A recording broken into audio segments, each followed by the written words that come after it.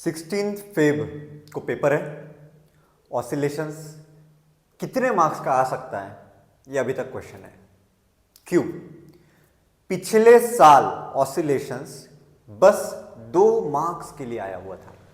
अगर मैं आपको बराबर दिखाऊं पिछले साल का पेपर, तो ये पिछले साल का पेपर है और यहां पे एमसीक्यू ऑसिलेशंस का नहीं है भाई, बिल्कुल भी ऑसिलेशंस का एमसीक्यू नहीं है। उसके बाद सेक्शन बी में जाओ, यहां पे भी कोई ऑसिलेशन का क्वेश्चन नहीं है। ठीक है, बिल्कुल भी ऑसिलेशन का क्वेश्चन नहीं है। सेक्शन बी में आओगे तो यहां पे तुमको एक क्वेश्चन दिखता है ऑसिलेशन का, दिस वन। ठीक है, सेक्शन सी में कोई क्वेश्चन नहीं है ऑसिलेशंस का, कोई भी क्वेश्चन ऑसिलेशन का नहीं है। और सेक्शन डी में भी ऑसिलेशन का कोई भी क्वेश्चन नहीं। अब बहुत बड़ा क्वेश्चन ये है कि 2026 में क्या हाल होने वाला है, क्या ऑसिलेशन, उसका एक्चुअल वेटेज देख लो। उसका एक्चुअल वेटेज जो है बहुत ज्यादा है, उसका एक्चुअल वेटेज ये अपने पास अगर फिगर आउट अपन करें तो ये oscillation with option 5 marks, without 4, लेकिन 2025 में 2 मार्क्स के लिए ही आया हुआ था। तो 2026 की कहानी कैसे होगी ये तो वक्त ही बताएगा, लेकिन अपना काम है भाई प्रिपेयर करना अच्छे से। कुछ चीजें जैसे न्यूमेरिकल आया था, बेसिक न्यूमेरिकल आया था ऑसिलेशंस के ऊपर, तो बेसिक न्यूमेरिकल और एक बार 2026 में एक्सपेक्ट मत करो। ठीक है, न्यूमेरिकल एनर्जी से रिलेटेड होगा, काइनेटिक एनर्जी, पोटेंशियल एनर्जी से रिलेटेड हो सकता है। ठीक है, नहीं भी आया तो चैनल पे स्ट्राइक मत करो, लेकिन हो सकता है। ऑसिलेशंस एक बार वापस जाएंगे पहले पेज पे, कुछ भी नहीं है इंपॉर्टेंट है सबसे पहले रिस्टोरिंग फोर्स। रिस्टोरिंग फोर्स का फॉर्मूला होता है F इज - kx। ठीक है, और उसमें F मतलब फोर्स मतलब मास इंटू एक्सेलरेशन, इसलिए एक्सेलरेशन हो जाता है F/m - k/m इंटू x। ठीक है, और कुछ इंपॉर्टेंट नहीं है। इक्विलिब्रियम पोजीशन मतलब मीन पोजीशन, जहां पे x इज कितना होता है 0। वहां से अगर राइट में जाएगा तो पॉजिटिव डिस्प्लेसमेंट, लेफ्ट में आएगा तो negative displacement. Positive extreme x is +a, negative extreme x is -a और x is 0 is mean position. ये ऑसिलेशन का बेसिक फंडा होता है। ठीक है, अब आगे बढ़ते हैं अपन। SHM डेफिनेशन पता नहीं, आ सकता है, अभी तो कुछ बोल नहीं सकते। डिफरेंशियल इक्वेशन ऑफ SHM है ना, ये पता होना चाहिए। Second, one of the most important फॉर्मूले में से सेकंड ये जो फॉर्मूला है ये इंपॉर्टेंट हो गया अपने लिए। ठीक है, this is d2x/dt² plus k/m x is = 0। Omega square मतलब k/m होता है, यही से सब कुछ चालू होता है भाई। ओमेगा स्क्वायर मतलब होता है k/m। अब इसको याद कैसे रखना है? ठीक है, k is m omega square, k is m omega square. BMW याद रहता है तो KMW तो याद रह ही सकता है, तो k is m omega square. ठीक है, m ओमेगा मतलब एंगुलर स्पीड। ठीक है, जो अपना सर्कुलर मोशन वाला ओमेगा है ये वही है, 2π/t लिख सकते हो या फिर 2π × eta ये भी लिख सकते हो। ठीक है, तो ये वही वाला ओमेगा है, डरना नहीं है इससे। ये तुम्हारा डिफरेंशियल इक्वेशन का फॉर्मूला है। बोर्ड्स में, प्रीवियस बोर्ड्स में डायरेक्ट क्वेश्चन पूछा था, right differential equation, second degree differential equation of SHM, d2x/dt² plus omega square is = 0। ठीक है, एक्सेलरेशन से ये निकाला जाता है। नेक्स्ट, वेलोसिटी का एक्सप्रेशन करके तो रखना पड़ेगा, है ना। तो वेलोसिटी का एक्सप्रेशन, वेलोसिटी का ये formula plus minus under root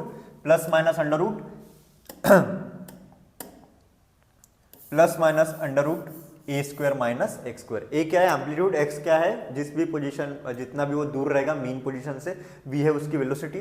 maximum velocity होती है ओमेगा इंटू a, कहां पे होती है? मीन पोजीशन पे होती है। ठीक है, जब x इज = 0 होता है।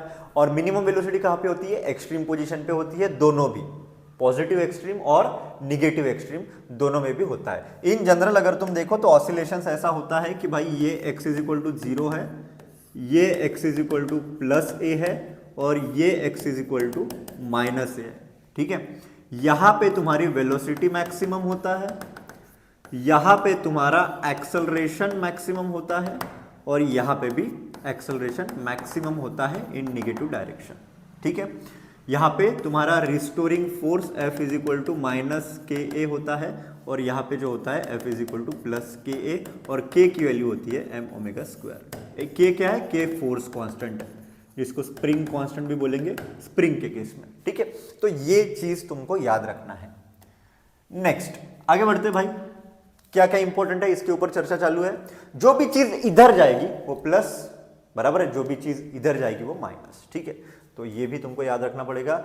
इंटीग्रेशन से इसको पूरा ये अपन डिफाइन करते हैं या फिर डिराइव करते हैं। X is equal to A sine omega T plus five. Five बहुत इंपॉर्टेंट चीज, बहुत ही इंपॉर्टेंट चीज है ये डिस्प्लेसमेंट का तुम्हारा इक्वेशन है पूरा, X is equal to A sine omega T plus five. ठीक है, ये याद रखना है तुमको। ये पूरा डेरिवेशन तो इंपॉर्टेंट है ही, लेकिन ये ज्यादा इंपॉर्टेंट है। X is equal to A sine omega T plus five. Five क्या होता है?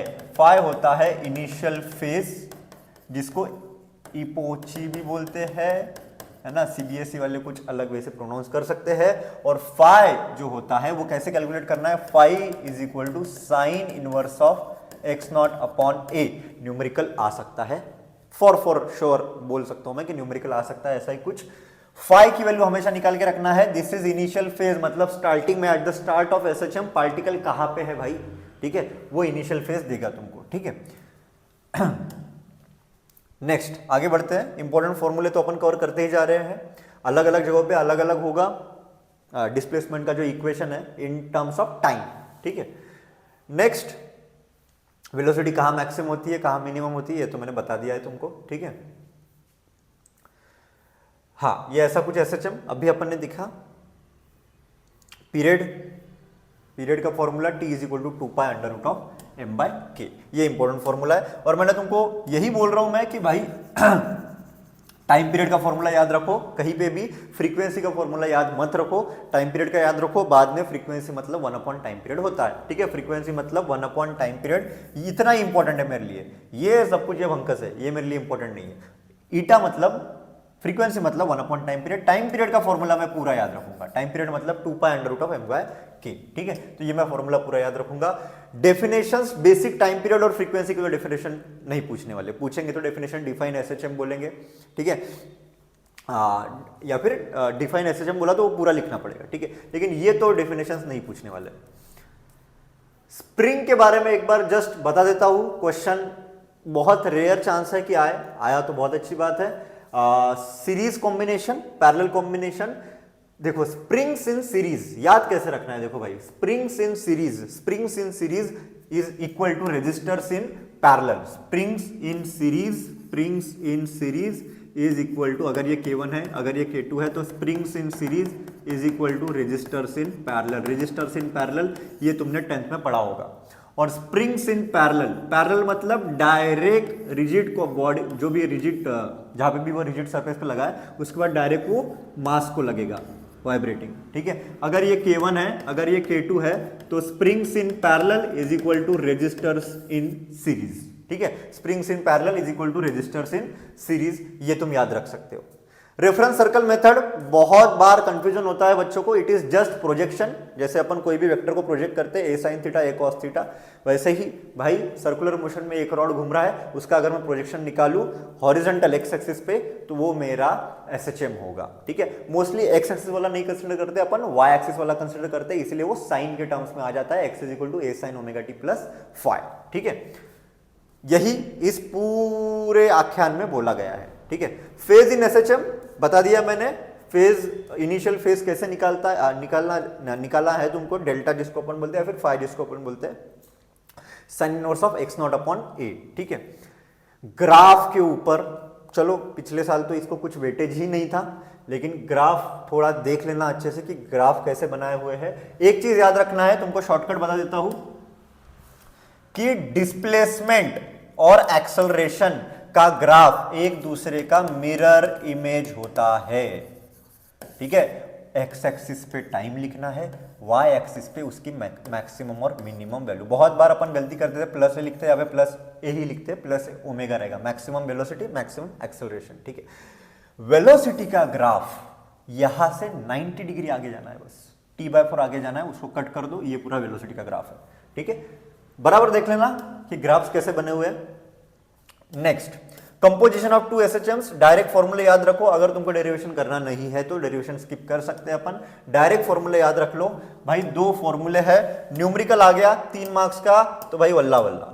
हाँ ध्यान दो, r is equal to under root of, अच्छा ये नहीं, ये वाला फॉर्मूला अपने लिए इंपॉर्टेंट नहीं है, this is very important, r is equal to under root of a1 square plus a2 square plus 2a1 a2 cos of phi1 minus phi2। phi1 पहले वाले का, दो एसएचएम का कंपोजिशन हो रहा है, अगर तुमको डाउट हो रहा है कुछ तो tan delta is equal to ऊपर साइन नीचे कॉस, ये फॉर्मूला इंपॉर्टेंट है। tan delta is equal to a1 sin phi1 plus a2 sin phi2 upon a1 cos phi1 plus a2 cos phi2। ठीक है, तो ये वाला फॉर्मूला तुम्हारे लिए बहुत इंपॉर्टेंट है।